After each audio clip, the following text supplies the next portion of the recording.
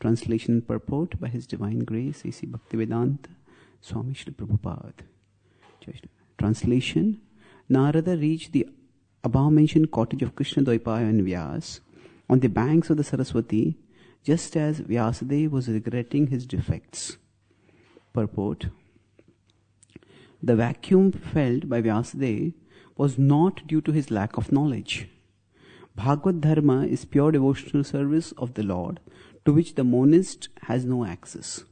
The monist is not counted among the Paramahamsas, the most perfect of the renounced order of life.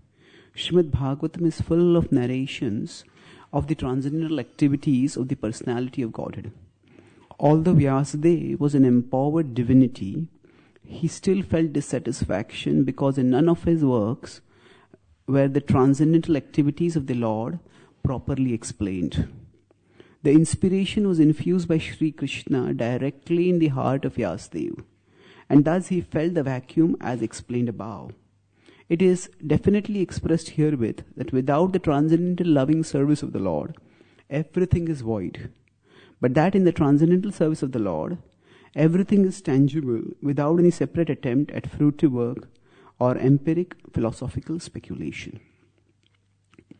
Om Jnanatimirandhasya Jnananjanishalakaya Chakshurunmilitam Yena Tasmai Shri Gurave Namaha Nama Om Vishnupadaya Krishna Preshthaya Bhutale Srimate Bhakti Vedanta Swami Iti Namine Namaste Saraswati Deve Gauravani Pracharine Nirvishesha Shunyavadi Paschatya Desha Tarine Vancha Kalpatarubhyascha Kripa Sindhubhya Evacha Patitanam Pavanebhyo Vaishnavebhyo Namo Namaha.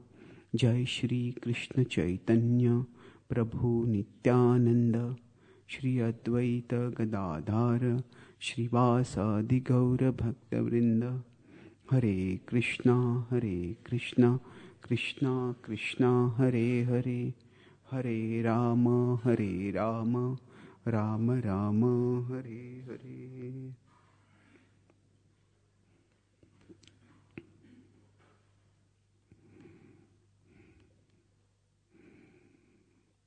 Hare Krishna. So today morning we are discussing about Vyasadeva's sense of dissatisfaction, which will be confirmed by the words of Narada, which he will speak on coming here. And Srila Prabhupada writes in the purport, the first sentence, that Vyasadeva's dissatisfaction was not due to lack of knowledge. So there is knowledge and there is realization. Jnana Vijnana Truptatma. In the 6th chapter of the Bhagavad Gita, in the 8th verse, Krishna says, it is by knowledge and realization of knowledge that one gains satisfaction. So today I'll speak on this theme of, broadly, of how we can gain realizations. And overall, it will be that how our inner understanding can harmonize with higher understanding, with scriptural understanding, or with the guidance of the super soul which comes from within. Let's consider, what does the word realization mean? Realization means that which is a reality, we accept it to be a reality. Realization means something is a reality, and scripture tells us that it is a reality. But there is a stage when we ourselves accept that it is a reality. That is realization. Let me give a couple of examples to explain this. Say, if scripture tells us this world is a place of misery, and this world is a place of distress, and that which promises to relieve distress does not relieve distress. Say, for example, wealth. This whole propaganda. You just earn more and more money, you'll get more security, more happiness. Now this is what we learn from scripture, that wealth does not provide happiness. We may hear it, we may analyze it. Generally, whenever we hear scripture, especially when it talks about the the counterfactual nature of worldly pleasures, there is a part of us which, the world's sense enjoyment will not lead to happiness. There is a part of us which secretly disbelieves it. Secretly, no, actually, yeah, maybe it will lead to happiness. Maybe some people don't get happiness, but some people do. So, when we hear scripture, we don't explicitly reject it. Otherwise, we would not be practicing bhakti. But we don't wholeheartedly accept it either. There's a part of us which accepts, and a part of us which hesitates. So we could say the part of us which accepts is our intelligence. If something is presented in a reasonable way, through logic, through scripture, through good reasoning, then we accept it in the sense that our intelligence says, yes, it makes sense. This makes sense. But not everyone, or not even we ourselves, always act according to what makes sense. We all have a rational side and we have an emotional side. So broadly we could say the rational side correlates with the intelligence, the emotional side correlates with the mind. Although rationality and emotionality are concepts which are mostly from Western psychology, and mind and intelligence, as we use them in our philosophy, they are from a different context. But we could make a broad correlation like that.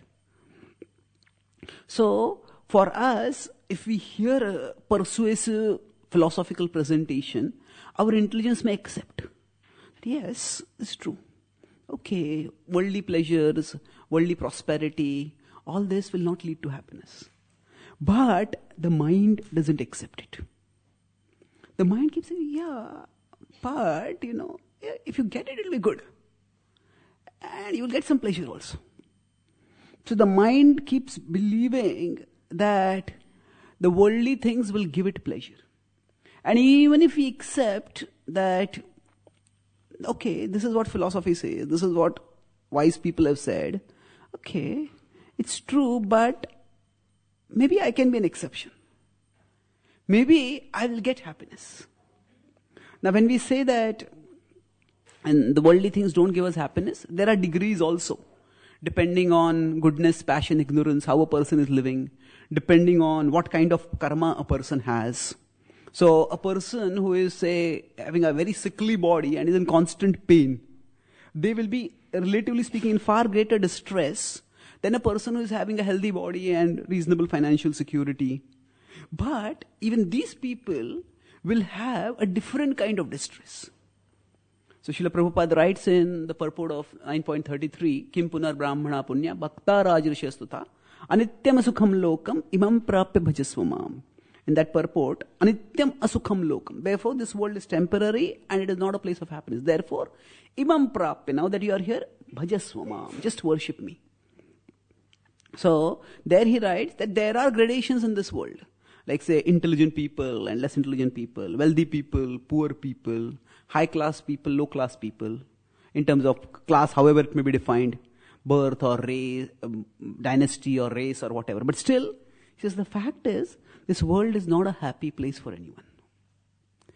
And nowadays there is a lot of, all over the world there is democracy.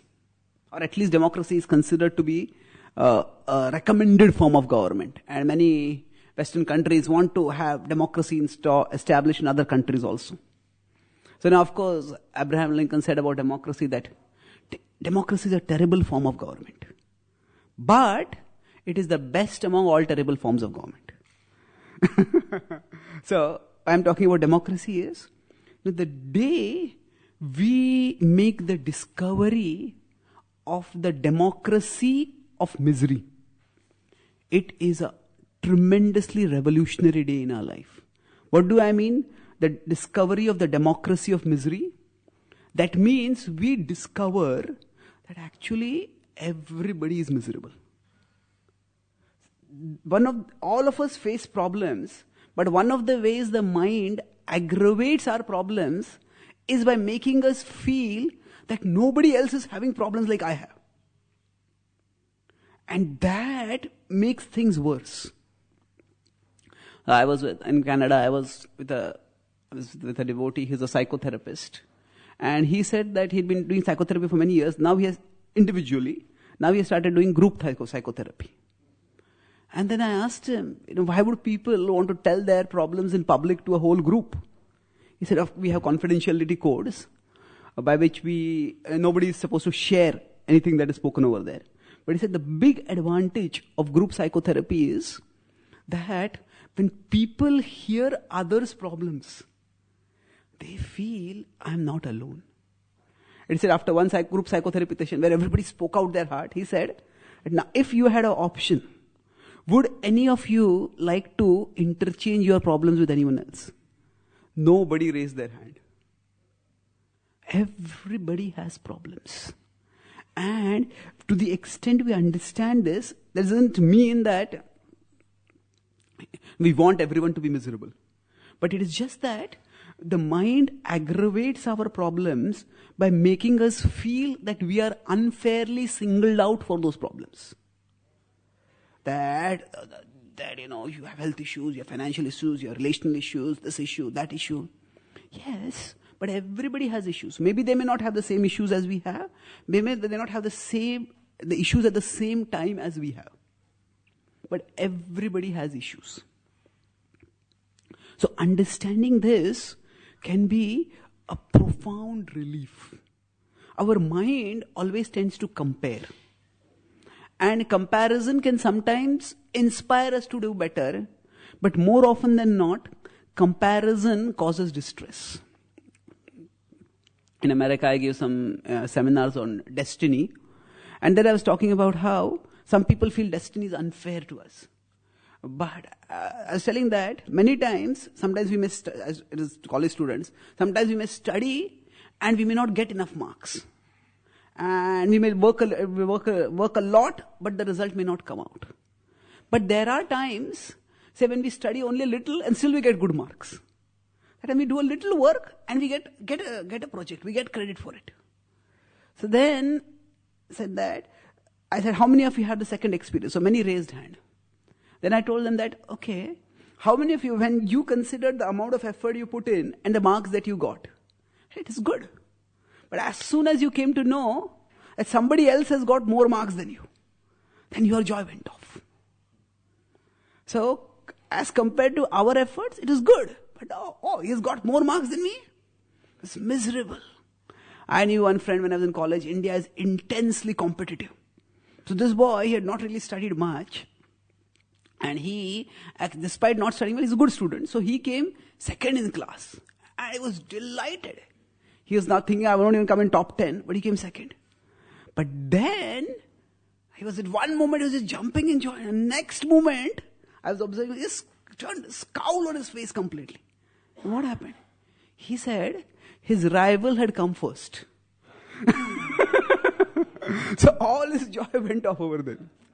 So what happens? The mind, when it is comparing, it usually compares ourselves with people who are better than us. People who are wealthier than us, people who look better than us, people who are smarter than us. And therefore it feels, you are not good enough. Your life is not good enough. And even when we face problems, that mind, now I'm using the word mind generically, we could use the word ego for that also. The mind wants a sense of specialness. So that sense of specialness it may get by saying how good I am or how good I want to be.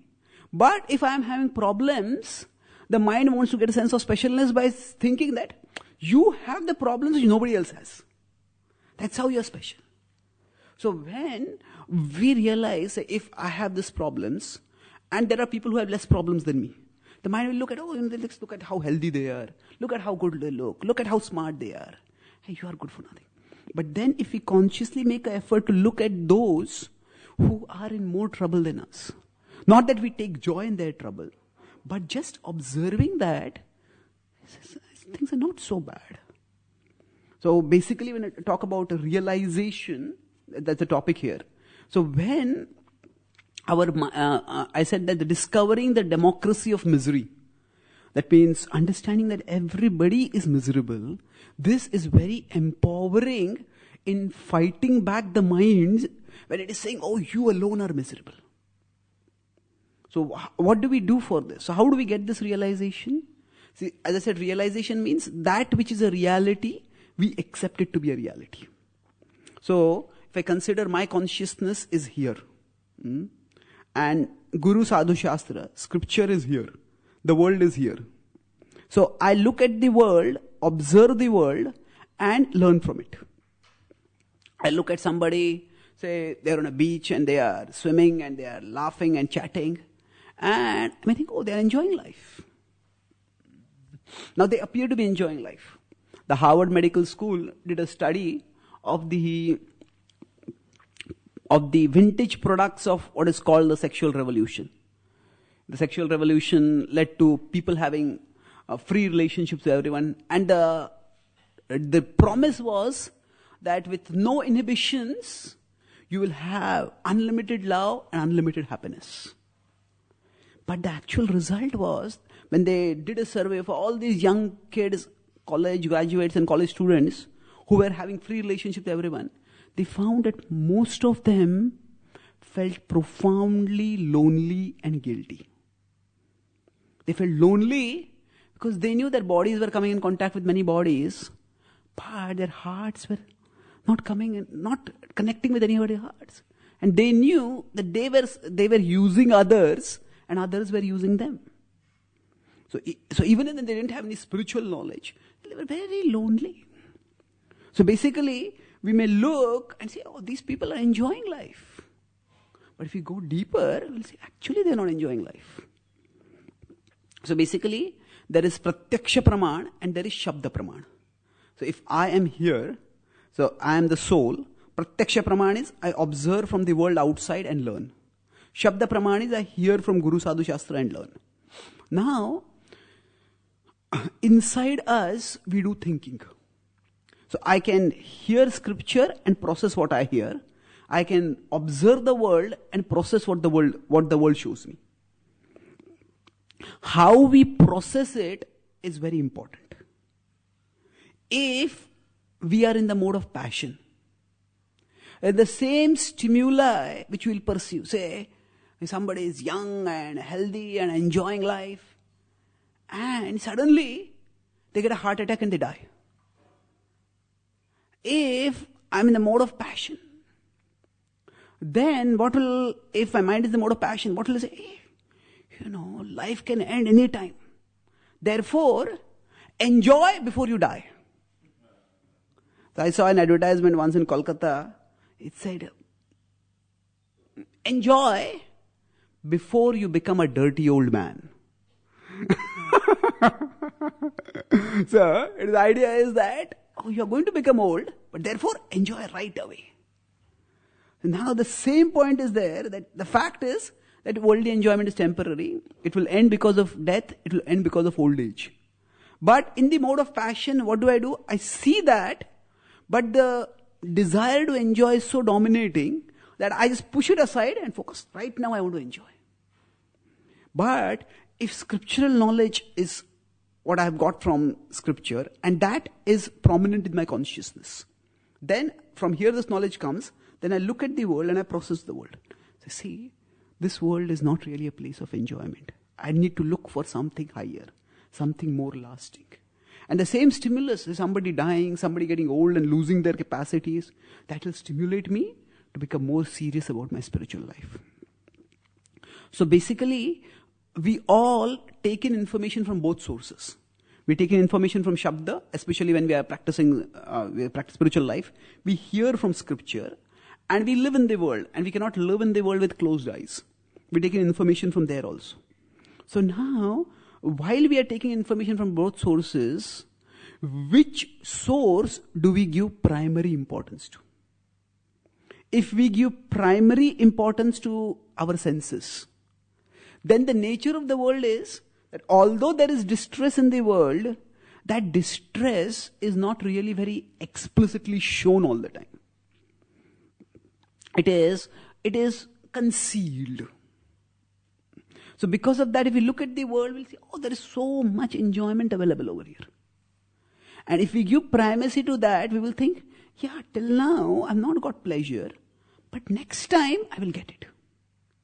The mode of passion makes us believe that happiness is just one relationship, one purchase, one increment away. Just one relationship, one purchase, one increment away. Either I earn more, I buy more, I relate more. Then I'll get it. But happiness always stays that way. Just one relationship, a next relationship. One purchase, next buy. One raise, one more money, then I'll be happy. That's how we think, and that's how it stays always. But if we rely on pratyaksha praman, rely on looking from the world, then we think we won't get this realization that this is how it is always going to be. We will think right now it is like this, but in the future it will be better. In the future it will be better. And Srila Prabhupada, when he went to India, after he had established the Krishna consciousness movement, at that time, there was a major upheaval in the government. Until then, the Congress party had been ruling, and then another party had got power for the first time in India. So there was a lot of hope that with the new government, new political party in power, there will be a lot of positive change in India. And Prabhupada said that this political adjustment is okay, but if you want to really bring about a change, you have to do adhyatmic adjustment. You have to do spiritual advancement. You have to change your consciousness. So yes, certainly political, sociological, environmental changes affect us. But they don't affect us in a substantial way in the long run. Ultimately, the nature of the world is what it is. So now our topic is how do we get realizations? That means, I was talking about, we take in information from pratyaksha, from the world with our senses, and we take in information from the scripture through our ears. And in our mind, we do processing. So if we process what we see from the world in a way that it harmonizes with scripture. If I take in information from the world and I process it in such a way that it harmonizes with what I've learned from scripture. That kind of inner thinking. With the senses, we get pratyaksha. With the mind, what we do is anuman. Anuman is often translated as speculation. But anuman is not necessarily a bad thing.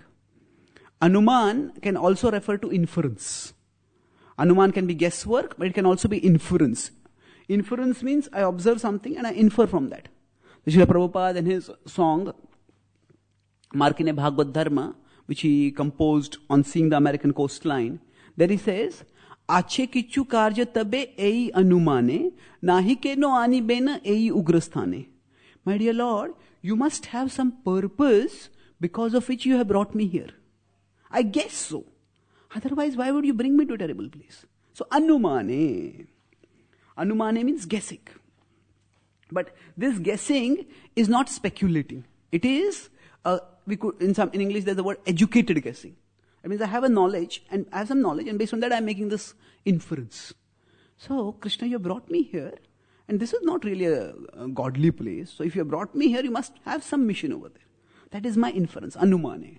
In fact, the Uddhav Gita also says that how can we know about this world's insubstantiality? This world will not ultimately make me happy. It says 4 sources.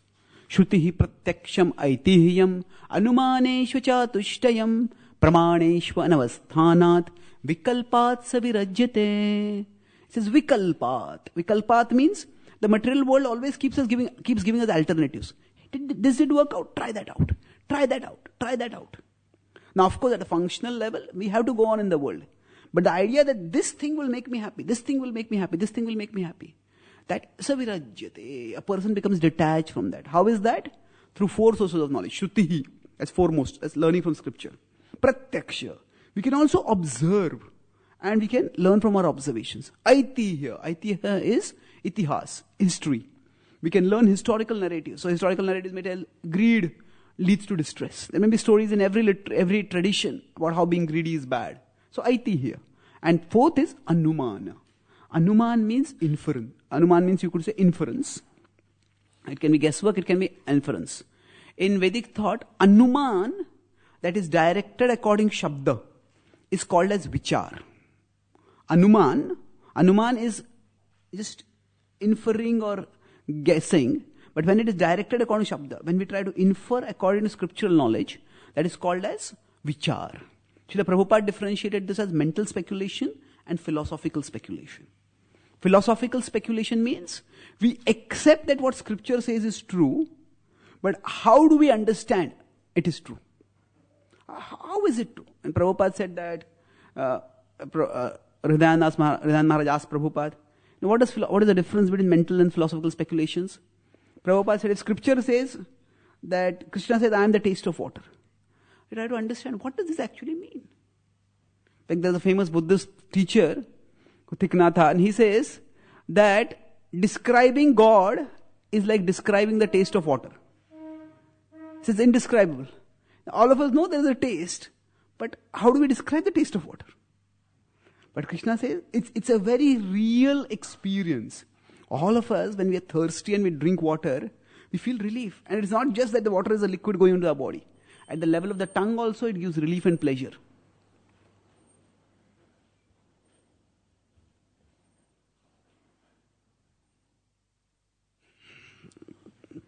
So, the experience which we get from the outer world, that can also help us to realize scripture, to understand how scripture is true, if we harmonize our thinking. That means, I get information from scripture that this world is a place of distress. And I see with my eyes, some people are unhappy, and many people seem to be happy. Now, I can choose to focus on the people who seem to be happy and think I'll also become happy. Or I can choose to focus on the people who are unhappy and think, this is how everyone is eventually going to be. And therefore, I need to look for something higher. So, in the experience that we observe in the outer world, if we focus on that experience, that confirms what scripture is telling. And we hold in abeyance the experience that seems to contradict scripture. Why would some experience contradict scripture? Because some people may be going through a phase of good karma. Say Ravana was very sinful, but still he was fabulously prosperous. He had a kingdom of gold, but it's only for a short while. So, how do we gain realizations? We hear from scripture, keep that knowledge in our mind, in our consciousness, in the forefront, and then we observe the world, we look at things in the world which confirm what scripture is saying. Then, by this harmonization of our empirical experience with our scriptural knowledge, when we do that, we get realization. I'll give an example for this. Once I was invited to go to the house of a very fabulously wealthy person in India. When he went to his house, it was almost like he had a fleet of cars outside. He had a mansion.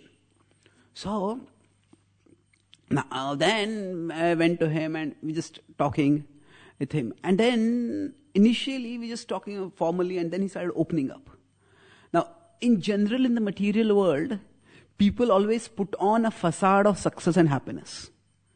Because that's how everybody wants to pretend to be. But especially when somebody is talking with a person in the renounced order, they don't have to put on their mask, because they don't think, this person is not my competitor in any way.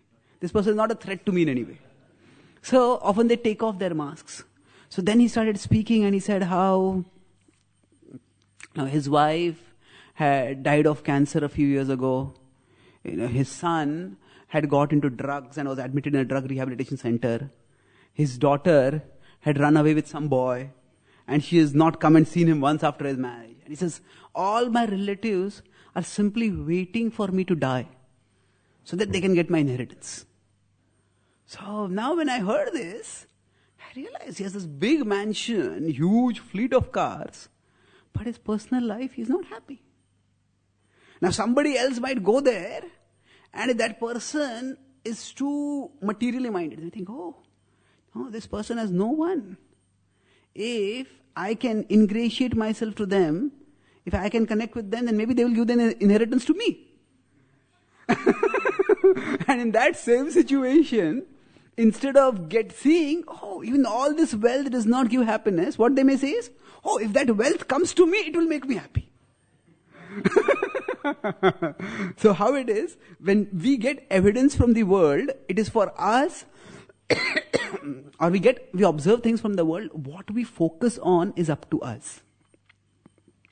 So if we learn to focus on that experience or those experiences in the world which confirm scriptural truth, then that's how scripture tells us that it is a reality.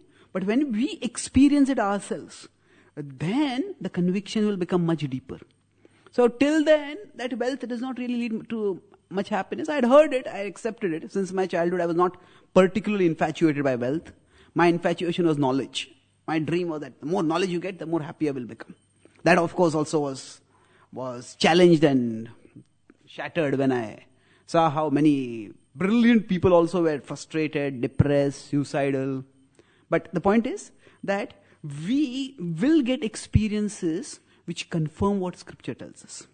But for that, we have to give primacy to scriptural knowledge. And how do we give primacy? We are getting experience from the world. We are getting a knowledge from scripture. So how do we give primacy to scriptural knowledge? That means it has to be kept in the forefront of our consciousness. When we speak words, say when we learn a particular language, or even we consider English, we all speak in English, but there is what scholars of English call that there is a active vocabulary and there is a dormant vocabulary. There are some words which, if somebody else speaks, I can make sense of it. If I read in the newspaper or somewhere, I will make sense of it. But I will not use it. Sometimes I want to say something and I just don't get the word for it. And somebody else says, hey, that's the word. So what happened? That word is there, but it is in our dormant vocabulary, not in our active vocabulary. Similarly for us, so the words that are in the dormant vocabulary are not very useful for us in our communicating things. So similarly, scriptural knowledge can either be dormant knowledge or it can be active knowledge. If it is dormant knowledge means, yeah, I know it. And really, one of the most common things that the mind does when we are reading Prabhupada's books or hearing classes, the mind just starts a monologue. Hey, you know this. And as we keep, I know it, we just stop hearing it. We stop hearing what is being spoken. But rather than letting it say, I know this, okay, yeah, I know this, but when was the last time I heard it? Just turn it around. When was the last time I heard it? In what context did I hear it? Oh, that was in that context. Now it is in this context. So what happens? Instead of just saying I know it and leaving it like that, we engage with that knowledge. And the more we engage with the knowledge, the more that knowledge comes in the forefront. It becomes a part of our active, we could say, just like active vocabulary, so like that, active knowledge. And when it becomes active knowledge, then when it is staying in the forefront of our consciousness, then when we get some experience, oh, this is what I had heard in class. This is what I had read in scripture. Otherwise, we may get the experience and we may have heard the point in the class, but we will not correlate the two. We will not correlate the two, and that's how we will get the experience, but the experience will not transform into realization. So experience can become a realization only when we invest conscious, scripturally guided thought to that experience. When the experience comes from here, when I invest scripturally guided consciousness and thought into the experience, then I can see that experience in the light of scripture. And that's how we get realization. So now, at one side may say, I'll conclude with this point, now that it may seem very discouraging, oh, this world is a place of distress. But scripture also gives us something else. Scripture tells us that in taking shelter of Krishna, we can get relief. We can get joy. Now, distress is a fact of life. But distress is not the purpose of life. Distress is a feature of the world. But it is not the intention of the world. Just like there is a hospital. In a hospital, people are going to be in pain. But causing pain to people is not the purpose of the hospital. The hospital's purpose is to relieve people of pain. If you see the same verse, which is well known. We talk about how this world is a place of misery. 8.15 in the Bhagavad Gita. Mamupetya punarjanma dukkhalema shashvatam napnuvanti mahatmana samsiddhim paramam gataha. So when in this verse, Krishna is actually saying that this world is a place of distress and temporariness, but it is a passing fact. His stress is that those who become devoted to me, they go beyond this world and they attain my eternal abode. They do not come back to this world as a place of misery. So his stress is not on the point that this world is a place of misery, so stay miserable. No, his point is, this world is a place of distress, but it's like a hospital. Take the treatment and you will be cured. You will get out of this hospital, you will no longer be sick, you will no longer be in distress. And that mood of offering relief from distress is seen not only in the content of the Gita, but also in the context of the Gita. Arjuna, at the start of the Gita, was in tears. How can I fight against my relatives? How can I kill them? And Krishna did not tell Arjuna, oh, this world is dukkhalaya. Now you got to realize in this dukkhalaya, now stay dukhi. You're distressed, stay distressed. You got realization of the world. No. Krishna spoke the spiritual knowledge to give him relief from that distress. So, sometimes when you're practicing bhakti and problems come in our life, say, I'm doing so much. Why is Krishna doing this to me? Why are these problems coming in my life? I'm trying to be a devotee. So, if we get this question and if we let this question dominate our consciousness, then we will lose our faith. Start thinking, why is Krishna doing this to me? First of all, it is not Krishna doing it to us. It is our own karma coming upon us. But more importantly, actually, we can take the same point and turn it around. Actually, scripture told me that this world is a place of distress. And I am now experiencing distress. That means what scripture is saying is true. So the same experience which could have caused me doubt can, if interpreted properly, increase my faith. Oh, scripture told me this world is a place of misery. But now scripture has also told me the second part of it. What is that? If you take shelter of Krishna, you can tolerate and you can transcend misery. Now I've experienced one part of scripture to be true. Let me see if I can experience the other part of scripture to be true. And how do I experience that? Experience that by taking shelter of Krishna. So if I just try to absorb myself in Krishna, just try to chant Krishna's names, remember Krishna's message, try to pray to Krishna, to the deity, somehow put my consciousness in Krishna, then we'll find that we'll rise above the distress. We'll get some relief. Say outside it's very hot and we come to air-conditioned room. Immediately we feel relief. So coming to Krishna is bringing our consciousness to Krishna is like bringing it to a Krishna-conditioned place. We feel relief. But unfortunately what we do is, we come to the air-conditioned room and we stand at the door and open the door and demand that the whole atmosphere become cool. That is not going to happen. That means what happens is, we come to Krishna, but on coming to Krishna, instead of becoming conscious of Krishna, we stay conscious of the problem and demand, when will you solve this problem? When will you solve this problem? When will you solve this problem? So we don't become conscious of Krishna. And that's why sometimes, even in Krishna consciousness, we may not experience the potency of Krishna consciousness, because we are not Krishna conscious, we are problem conscious. So, yes, whatever the problem, Krishna is bigger than the problem. I said, don't tell God how big your problems are. Tell your problems how big God is. So Krishna is bigger than this problem. Sometimes the nature of life is, we may have to be in pain. But we don't have to be in pain. We may have to live with pain, but we don't have to live in pain. Live with pain means, pain is one experience that we have. Say if I have some back problem, because I keep getting some pain. Now that I have to live with that pain. But live in pain means that I think nothing about except that pain only. Oh, why is this back paining like this? When is it going to pain again? Now it is paining so much. In future it will become worse. And that pain consumes my whole consciousness. So then my pain will become much more than what it needs to be. So we may have to live with pain. That means in our consciousness, one component is pain. Yes, there is a problem over here. I am aware of this problem. But there is much more in my life. There is Krishna in my life. And I become conscious of Krishna. When our consciousness expands, not being stuck with the problem, but expands to focus on Krishna and service to Krishna, then we may have to live with pain, but we won't live in pain. So, last year when I was going to America, at the airport, when I entered, suddenly I was just going through, I wanted to catch a connecting flight, and suddenly there was a huge alarm. And before I could understand what was happening, there were 6 security persons with their guns pointed at me. What happened? So they said that they have found we have found a high explosive alert on your crutches as they were going through. I said, crutches? Why explosive in that? So then they said that, we will have to take you to a special chamber, we'll have to whisk you, we'll frisk you, and then I said, we'll have to break these crutches. I said, if you break the crutches, how will I walk? So maybe that person, the security person, was in a bad mood, whatever.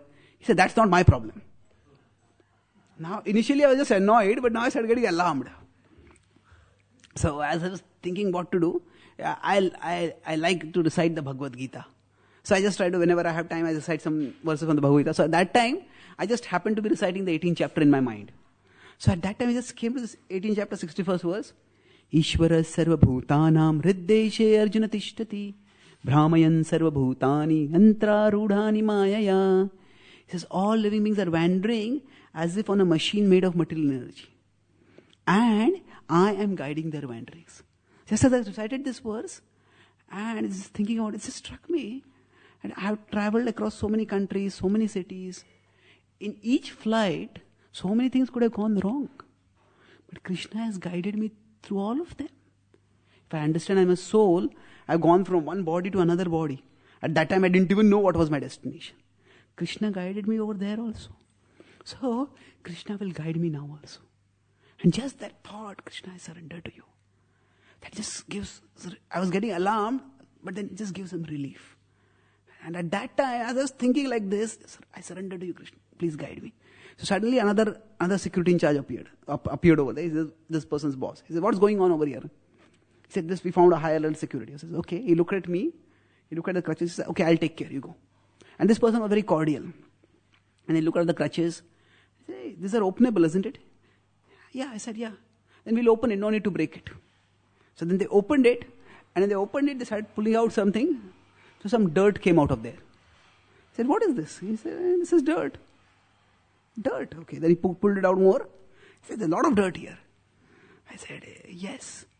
And then they put the dirt, and the dirt gave out that high metallic content. So what had happened, before I had gone to America, I had gone to Vrindavan. And I had gone to the banks of Yamuna. And while I was walking over there, the rubber padding at the bottom of my crutches had come off. So the dirt from Vrindavan had gone inside the crutches. And then I fixed the rubber padding, but it came above it and the dirt remained inside. And because the Yamuna is polluted, so there is a lot of metal in the sedimentation around it. So the high explosive alert was actually the dust of Vrindavan. So I thought, yes, Raja is actually the ultimate explosive, isn't it? It will explode all our worldly attachments. It will explode all our illusions so that we can go towards Krishna. So I gave this experience as an illustration that somehow at that time, that verse came in my mind, and rather than seeing this experience, why is this happening to me? Why are these people being so unfair? Why are they so rude? Why are they troubling me so much? Just that thought came, Krishna is guiding, and just calm me down. So if we keep scriptural knowledge in the forefront of our consciousness, then Krishna will help us use that scriptural knowledge to process life and then to learn through life and to grow through life. So I'll summarize. I spoke today about how to get realizations. And I started by talking that knowledge alone doesn't satisfy, just as Vyasadeva was not satisfied with knowledge. So realization means that which is a reality, we accept it to be a reality. We may hear scripture and our intelligence may be convinced about it, but our mind keeps refusing to believe it. So, and when the mind refuses to believe, then we get knowledge from scripture, that Shabda Praman, and we get also knowledge from the word Pratyaksha Praman. So if the mind is very forceful in entertaining some idea, that even if it gets some experiences which support what scripture is teaching, the mind will discount that and focus on the other experiences.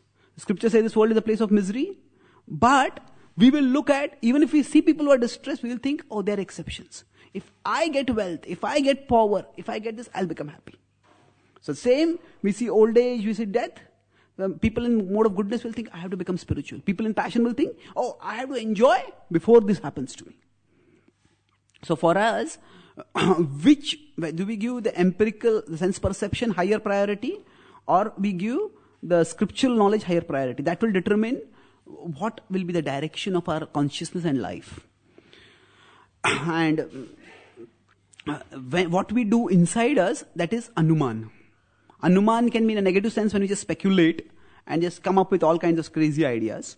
But Anuman can also be educated guessing. So we have scriptural knowledge and we get one experience from our empirical observation, and we infer based on that experience in a way that is harmonious with scripture. So Anuman directed by Shabda is called Vichar. It is philosophical speculation, which helps us use our experience to understand scripture in a deeper light. So when we harmonize our pratyaksha with Shabda using Anuman, that is when we get realization. When we harmonize our experience with scriptural knowledge with our proper reasoning and inference, we get realization. And for getting realization, scriptural knowledge has to be moved from the dormant knowledge within us to the active knowledge within us. Just like words need to be moved from dormant vocabulary to active vocabulary so that we can use them. And when we get distress, it may cause us doubt, why is God doing this to me? Or it may increase our faith. See, scripture told me this world is a place of distress, I'm experiencing it. And therefore now, let me try to experience the other half of scriptural teaching, that if we take shelter of Krishna, there is relief, there is joy. So if we take shelter of Krishna, it's like amidst a very hot place, we come to an air-conditioned room. Rather than demanding that Krishna change the nature of the world, we take shelter of Krishna, and therein we will experience that although this world is a place of distress, distress is not the purpose of the world. The world's distress purpose is to direct our consciousness towards Krishna, and in the consciousness of Krishna, there is relief and there is joy. Thank you very much. Hare Krishna.